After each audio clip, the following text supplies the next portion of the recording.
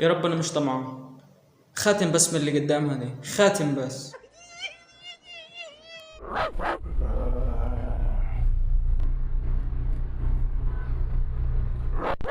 انت مجنون؟ هو ايه ده؟ ايه ده؟ هو مش مجنون بس عنده مرض كلاوي. هو في حد كده؟ هو في انسان طبيعي كده؟ ولا بتوع المقالب دول ما لهمش حل.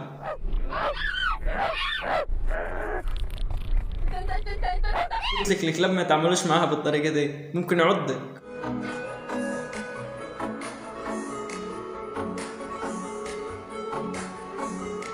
هو في ايه يا غالي، انت فرحان بحضنك ولا ايه بالظبط؟ طب جرب بس واعملها في مصر جديد، جرب. هو شكله بيلم تبرعات بس بطريقه شيك ومحترمه يعني. بنسى اسمه على طول بروح مني، بيبيع كروم وعلى العربيه اللي معفنه ده. يا ام هاشم. ستوب يا ابني، تعالي بقى.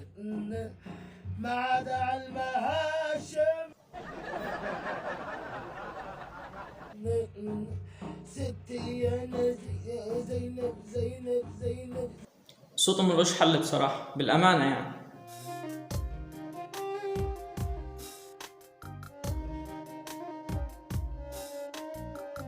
حقيقة الحنية ما فيش حاجة في الدنيا كلها تعلاها ولا حتى تيجي شبهي.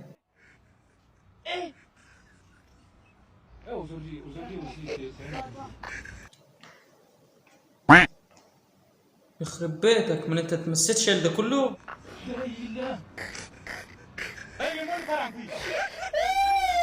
انت كده على اللي شايله في يدك دي يبقى الراجل مش هيديك نص يوم يا حد. احب اقول لكم ان الفيديو كده خلص، يا رب يكون عجبكم. ما تنسوش تتابعوني وتصلوا على النبي.